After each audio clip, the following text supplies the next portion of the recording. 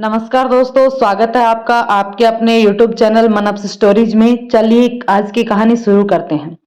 बहू बेटे के पास राम किशोर जी की पत्नी कमला के साथ मॉन्ट्रियल चले गए, लेकिन उनकी दिनचर्या व बहू के रूखे व्यवहार से वे बहुत ही आहत हुए। किसी तरह दिन काटते रहे, लेकिन अचानक हुई घटना ने उन्हें पूरी तरह झकझोर कर रख दिया। 5 बजे से ही बर्फ पड़नी शुरू हो गई थी। मौसम विभाग ने आज कम से कम 20 सेंटीमीटर बर्फ पड़ने का अनुमान लगाया था। मैं सोचने लगा कि साल का आखिरी दिन है। शाम के 3 बजे से ही लोग ऑफिसों से अपने घर गए होंगे, क्योंकि आज की शाम 7 बजे से ही घर घर में नए साल की पार्टियां होंगी। रेस्टोरेंट और होटलों में तो नए साल के स्वागत में खूब पार्टियां होती ही हैं। विकास भी ऑफिस से 4 बजे आ गया था। वह मॉन्ट्रियल में किसी बैंक में काम करता था। वह अपनी नौकरी के बारे में मुझसे अधिक बात नहीं करता था।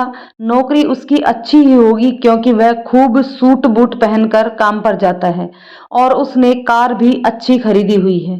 घर भी काफी बड़ा है। मॉन्ट्रियल शहर से 15 किलोमीटर दूर डोलार्ड शहर नाम के शहर में विकास का 3 मंजिला घर है। ऊपरी मंजिल पर सोने के लिए 3 कमरे हैं। विकास और रमा के कमरे में तो बाथरूम भी है। एक कमरा 8 साल की नंदिनी का है और दूसरा 3 साल के विमल का। विमल घर पर ही रहता है, उसने स्कूल में जाना भी शुरू नहीं किया है। विमल के जन्म पर ही विकास ने हमें जिद करके यह कहकर भारत से बुला लिया था कि बच्चों को पालने में परेशानी होती है। नंदिनी के होने पर रमा को कुछ महीने काम से छुट्टी मिल गई थी, परंतु उसके बाद उन दोनों को काफी परेशानी हो गई थी। वे नंदिनी को सुबह क्रैच में छोड़कर जाते थे और शाम को लौटते वक्त लेकर आते थे, पर क्रैच चलाने वाली उस औरत को वे हर हफ्ते तकरीबन उतने ही पैसे दे देते थे जितनी रमा की तनख्वाह थी। फिर भी कम से कम रमा की नौकरी तो बरकरार रहती थी। नौकरी छोड़कर यदि रमा घर बैठे नंदिनी की देखभाल करती तो बाद में उसे नौकरी कहाँ मिल सकती थी। नंदिनी को क्रैच छोड़ने पर सबसे बड़ी समस्या यह थी कि नंदिनी आए दिन बीमार रहने लगी थी। वहां इतने बच्चों के कारण उसे आए दिन खांसी, जुकाम और बुखार रहता था। उसकी बीमारी और कभी कभी अपनी बीमारी का बहाना बनाकर रमा को आए दिन छुट्टी लेनी पड़ती थी। कनाडा में नौकरी करने वाले घर पर छोटे बच्चों की बीमारी की समस्या को खास महत्व नहीं दिया जाता है। विकास हमारी इकलौती संतान है, उसके बाद घर में कोई संतान नहीं जन्मी। इसीलिए जब नंदिनी का जन्म हुआ तो हम दोनों की खुशी का ठिकाना नहीं रहा। अपनी पोती को देखने हम यहाँ आ गए और 4-5 महीने मॉन्ट्रियल में रहकर वापस भारत लौट गए थे, पर यहाँ आकर मॉन्ट्रियल से बाहर कहीं गए ही नहीं। इच्छा तो घूमने फिरने की थी, परंतु छोटे बच्चे के साथ घूमना फिरना कहाँ आसान होता है। और शायद उस समय विकास भी काम की तरफ से काफी तनाव से गुजर रहा था। विकास तो शायद हम दोनों को घुमाने ले भी जाता, परंतु रमा को हमें इधर उधर घुमाने में खास दिलचस्पी न थी। विकास के साथ रमा को देखने जब हम लोग पहली बार करोलबाग उसके माता पिता के घर गए थे, तब की रमा और आज की रमा में जमीन आसमान का फर्क है। तब वह मुंह बनी सिमटी सी याचना कर रही थी कि मुझे अपने चरणों में स्थान दे दो, और अब हम दोनों उसके घर में आए थे जिसकी सही मायने में वही मालकिन थी। वह कितनी बदली बदली नजर आई। हमारा बेटा तो उसके हाथों की कठपुतली ही था। वक्त के साथ इंसान भी कितनी जल्दी बदल जाता है। विकास के घर की पहली मंजिल पर एक रसोई और एक ड्राइंग रूम है। काश इस मंजिल पर एक बेडरूम भी होता जिससे हम रह सकते, क्योंकि इस उम्र में सीढ़ियां चढ़ना और उतरना काफी मुश्किल होती थी। अब 2 साल से हम विकास के घर के तहखाने में ही रह रहे थे, जहां 2 कमरे और एक बाथरूम। शायद विकास ने इन्हें हमारे लिए ही सोचकर बनाया होगा।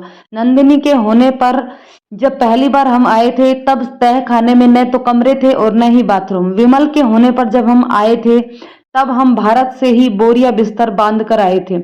उस समय विकास ने अपने घर के तहखाने में 2 कमरे और बाथरूम बनवा लिए थे। टीवी पर शाम 7 बजे की खबरें आ रही थी, जिनमें शराब की दुकानों पर लगी ग्राहकों की लंबी कतारें दिखाई जा रही थी। नंदिनी और विमल के होने पर हमारे रहने का इंतजाम दूसरी मंजिल पर ही था, परंतु जब से विमल 6 महीने का हुआ था, रमा ने उसे अलग कमरे में सुलाना शुरू कर दिया था। इसलिए विकास ने हमारा सामान घर के तहखाने में शिफ्ट कर दिया था। शुरू में तो हमें अपना कमरा ठीक नहीं लगा, क्योंकि तहखाने में हमारे कमरे में कोई खिड़की नहीं थी, जिससे काफी अंधेरा रहता था। दिन में भी ट्यूबलाइट जलानी पड़ती थी। फिर धीरे धीरे आदत पड़ गई। तहखाने में बहुत ही शांति रहती थी, लगता है जैसे सारी दुनिया से कट गए हैं। कनाडा में अजीब सा रिवाज है कि हर बच्चे को अपना कमरा अलग चाहिए। अगर भारत में भी ऐसा होता तो शायद हमारा गुजारा चलता ही नहीं। शक्तिनगर के उस छोटे से 2 कमरे के घर में हमने अपनी सारी जिंदगी गुजार दी थी। विकास भी हमारे साथ शादी के बाद उस 2 कमरे के किराए के मकान में ही रहता, और जब नंदिनी को लेकर आया था तब तो वह हमारे साथ ही रहा था। परंतु रमा अधिकतर नंदिनी के साथ अपने पीहर में ही रही। कनाडा और अमेरिका जैसे देशों में नए साल का स्वागत करने के लिए लोग लाखों करोड़ों डॉलर शराब पर खर्च कर देते हैं। यानी अमेरिका में नए साल पर लोग शराब पर उतना पैसा खर्च कर देते हैं जितना कि श्रीलंका जैसे देशों का पूरा सालाना बजट भी नहीं होता। हम भारतीय विदेशियों की अच्छी आदतें तो चाह नहीं सीखे, परंतु उनकी गलत आदतें जरूर सीख लेते हैं। विकास और रमा खूब पीते हैं, वह हमें अच्छी तरह मालूम है। हमारे सामने हमारा लिहाज करके तो नहीं पीते, परंतु हमारे पीठ पीछे खूब पीते हैं। रात को जब पार्टियों से आते हैं तो हमें इस बात का एहसास तो अवश्य हो जाता है कि दोनों ही नशे में झूम रहे होते हैं, और फिर दोपहर देर तक सोते हैं। कभी कभी तो 2 बजे तक सोकर उठते हैं। शुरू शुरू में तो हम दोपहर का खाना खाने के लिए उनके सोकर उठने का इंतजार करते थे, पर अब हम उनके बिना भी खा लेते हैं। इतनी देर तक कमला तो इंतजार कर भी ले, पर मुझसे भूखा नहीं रहा जाता।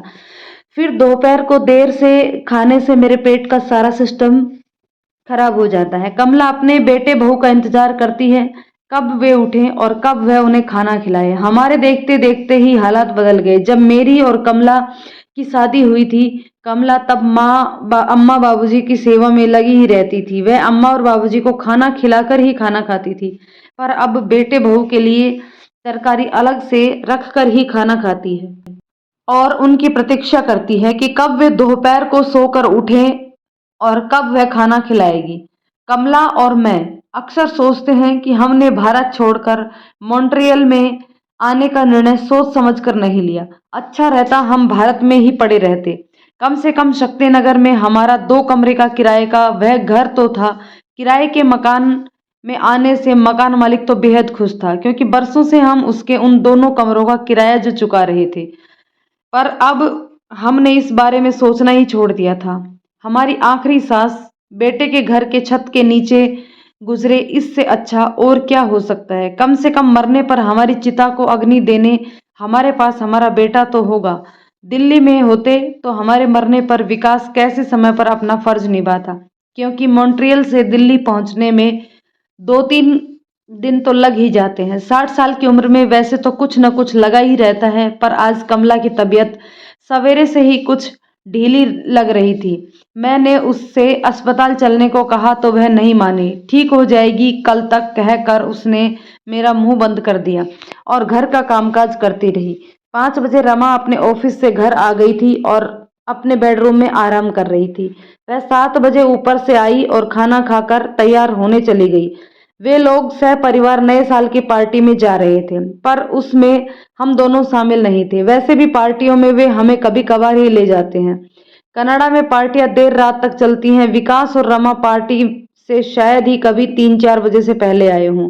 हाँ, जब कभी कोई भारत से आए अपने माता पिता को मित्रों से मिलाना चाहता है, जब विकास और रमा अपने साथ हमें भी ले जाते हैं। हमें पार्टी में ले जाने में शायद रमा को संकोच होता है, और अगर विकास को भी होता हो तो भी कोई बड़ी बात नहीं, क्योंकि वक्त के साथ साथ इंसान की नसों में बहता खून भी बदल जाता है। 9 बजे विकास, रमा और बच्चे तैयार हो गए और मैं और कमला कमरे में बैठे टीवी देख रहे थे। हम लोग जा रहे हैं मम्मी, जहां हम जा रहे हैं वहां का फोन नंबर मैंने फोन के पास लिख कर रख दिया है, जरूरत हो तो फोन कर लेना, विकास बोला। और मम्मी पापा, नया साल आपको भी मुबारक हो, कहता जाने लगा। हम दोनों ने भी विकास और बच्चों को गले से लगाया। रमा कुछ खिसिया सी गई। पर वह कुछ कह न पाई। ठीक है, अब तो नए साल में ही मिलेंगे। मेरी तबीयत कुछ ठीक नहीं, कमला बोली। क्या हुआ मम्मी, डॉक्टर को फोन किया क्या? विकास ने पूछा। नहीं, ठीक हो जाएगी, कमला बोली। तबीयत ज्यादा खराब हो तो फोन कर देना डैडी, कहकर विकास चला गया और रमा के चेहरे का रंग भी बदल गया। वह अलमारी में से सर्दी के कोट निकाल कर लाई और नंदनी और विकास को बड़बड़ाती हुई पहनाने लगी। विकास, मम्मी की यह आदत मुझे बहुत ही खराब लगती है। जब भी हम पार्टी में जाते हैं मूड खराब कर देती है। जब आप पार्टी का आनंद कैसे लेंगे जबकि आपको मम्मी की बीमारी का ख्याल आएगा। भारत में उन्होंने खुद तो अपनी जिंदगी का आनंद लिया नहीं, अब हमें भी जिंदगी का आनंद नहीं उठाने देती। धीरे बोलो रमा, मम्मी डैडी सुन लेंगे, विकास दबी आवाज से बोला। सुन लेंगे मेरी बला से, मैं कोई उनसे डरती हूँ? मैं भारत में रहने वाली बहू नहीं जो सास की गुलामी करूं। यह मेरा घर है, यह मेरा हुक्म चलेगा। इस घर में वही होगा जो मैं चाहूंगी। रमा की आवाज हम दोनों को साफ साफ सुनाई दे रही थी। तभी जोर से दरवाजा बंद होने की आवाज आई। वे लोग घर से चले गए थे। अवश्य ही रमा की बकबक कुछ देर तक तो विकास को सुननी पड़ी होगी। मालूम नहीं विकास को तब कैसा महसूस होता है जब रमा हमारे बारे में बेकार की बातें करने लगती है। चाहे हमारे सामने वह चुप रहता है, परंतु उसे समझाने की कोशिश अवश्य करता होगा। आखिर उसकी रगों में भी तो हमारा ही खून है। खून अवश्य ही रंग लाता है होगा, या फिर अपने घर की सुख शांति बनाए रखने के लिए खून के घूंट पीकर चुप रहता है। मैंने सोचा शायद बाहर अभी भी बर्फ पड़ रही है। मैंने खिड़की के पर्दे से बाहर झांकने की कोशिश की, पर बर्फ के कारण खिड़की के शीशे अपारदर्शी हो गए थे, इसलिए कुछ साफ न दिखाई न दिया। नव वर्ष की पूर्व संध्या होने के कारण सड़कों पर ट्रैफिक भी काफी होगा। रात को नशे की अवस्था में विकास सबके साथ कार ड्राइव करके आएगा, यह सोचकर मेरा मन कांप उठा। कमला को हल्की सी नींद लग गई थी। 10 बज गए थे। अगर तुम्हें नींद आ रही है तो सोने चले, मैंने कमला से कहा। नहीं, सोएंगे तो 12 बजे के बाद ही। पता नहीं नए साल की पूर्व संध्या पर मैं आपके साथ होंगी भी या नहीं, कमला बोली। अच्छा बोलो कमला, तुम्हें कुछ न होगा। तुम्हें कुछ हो गया तो मैं कैसे जीऊंगा? तुम्हारे अलावा दुनिया में मेरा असल मायने में है कौन? कहते हुए मेरे आंसू टपकने लगे जो कमला से छिपे नहीं रहे। पर कमला ने मेरा मन रखने को भी यह नहीं कहा कि हमें किस चीज की कमी है, हमारे बेटे बहू तो है ही। लगभग 11 बजे अचानक कमला को घबराहट हुई। उसके चेहरे की हवैयां उड़ रही थी, बोलने में भी उसे काफी परेशानी हो रही थी। मैंने तुरंत एम्बुलेंस के लिए फोन किया। मौसम की खराबी के कारण एम्बुलेंस को आने में कम से कम 10-15 मिनट तो लग ही जाएंगे। यही सोचकर मैंने टेलीफोन के पास ही रखे एक कागज पर विकास के लिखे नंबर पर फोन किया, पर वहां घंटी बजती रही, किसी ने फोन नहीं उठाया। शायद पार्टी के शोरगुल की वजह से किसी ने सुना नहीं था। मैं रिसीवर रखकर कमला की ओर भागा। वह होश में नहीं थी, परंतु उसकी सांसें चल रही थी। कुछ ही मिनटों बाद एम्बुलेंस वालों ने दरवाजे की घंटी बजाई। कमला को लेकर हम लगभग 11 बजे अस्पताल पहुंचे। इमरजेंसी के रिसेप्शन काउंटर पर बैठे क्लर्क ने हैप्पी न्यू ईयर कहकर हमारा स्वागत किया। वे लोग कमला को अंदर ले गए, मैं बाहर बैठा रहा। मैं जल्दी में वह कागज भी साथ लाना भूल गया जिसमें विकास ने फोन नंबर लिखा था। तब मुझे अपनी याददाश्त पर बहुत झुंझलाहट हुई, क्योंकि अब नंबर होता तो मैं विकास को फोन करके बुला लेता। अचानक याद आया कि अस्पताल के पड़ोस में ही विकास के एक मित्र रहते हैं। क्यों न उन्हें उन्हें कमला की बीमारी के बारे में खबर कर दूं, ताकि यदि उन्हें पता हो कि विकास आज किसके यहाँ पार्टी में गया है तो वह विकास को बता सके। पर वे तो शायद खुद भी नए साल की पार्टी में मनाने कहीं बाहर गए होंगे। यह सोचकर मैं ठिठक गया। 1:30 बजे कमला का डॉक्टर भारी कदमों से इमरजेंसी वार्ड से बाहर निकलकर मेरी ओर आया। मुझे मालूम था कि वह मुझसे क्या कहने जा रहा है। आई एम सॉरी रामकिशोर जी, कमला अब इस दुनिया में नहीं है। मरते समय वे बिल्कुल शांत थी। हमारे वार्ड में आने के लिए कुछ मिनट बाद ही उनका देहांत हो गया था। और यह कहकर डॉक्टर वहां से चला गया। मैं वही बेंच पर बैठ गया। थोड़ी देर बाद एक नर्स आई और बोली, आप यहाँ खामोश बैठकर क्या करेंगे? अस्पताल की कार आपके घर छोड़ आएगी। आप को घर जाकर आराम करना चाहिए। थोड़ी देर बाद नर्स मेरा हाथ पकड़कर मुझे कार तक ले गई। घर पहुंचते पहुंचते 3 बज गए थे। मैं लिविंग कम ड्राइंग रूम में ही बैठा रहा। मेरी समझ में नहीं आ रहा था कि क्या करूं। शरीर में जैसे जान ही न थी। अचानक मुझे विकास का फोन करने का ख्याल आया। मैं उठा और फोन मिलाया। कुछ देर तक घंटी बजती रही। इतनी रात गए फोन की घंटी सुनकर शायद उन्हें अच्छा न लगा हो।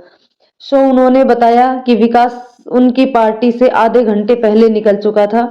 मैंने सोचा अब तो विकास और रमा आने वाले ही होंगे। थोड़ी ही देर में विकास और रमा बच्चों के साथ आ गए। रमा विमल को गोदी में लेकर ऊपर बेडरूम में चली गई और नंदिनी उसके पीछे थी। विकास के मुंह से आती शराब की बू कुछ ही देर में घर में फैल गई। वह अलमारी में अपना कोट रख कर लिविंग रूम में आया और बोला, डैडी बहुत रात हो गई है, आप भी जाकर सो जाओ। मम्मी से ही कुछ सीखो जो समय पर सो जाती है। और विकास मेरे उत्तर की प्रतीक्षा किए बिना ही सीटी बजाता ऊपर अपने बेडरूम में चला गया। उसे मैं उसकी माँ के निधन की सूचना भी नहीं दे पाया। पार्टी के जश्न के कारण या शराब के नशे में वह यह भी भूल गया था कि जब वह पार्टी में जा रहा था तब उसकी माँ बीमार थी। मेरी आंखों से आंसुओं की धारा बह निकली। मैं सोचने लगा काश मैं भी विकास की माँ की तरह लंबी नींद में सो जाऊं और कभी न उठूं। यह तो अच्छा था कि कमला को आखिरी दिन तक मेरा साथ मिला था, पर जाने से पहले उसने एक बार भी यह नहीं सोचा कि मैं उसके बेटे बहू के साथ अपने जीवन के बाकी दिन किस तरह आत्मसम्मान के साथ बिता सकूंगा। दोस्तों, ये कहानी आपको कैसे लगी कमेंट करके बताइएगा। यदि कहानी पसंद आए तो लाइक शेयर करें और यदि चैनल पर नए हैं तो प्लीज चैनल को सब्सक्राइब जरूर कर लें। धन्यवाद दोस्तों।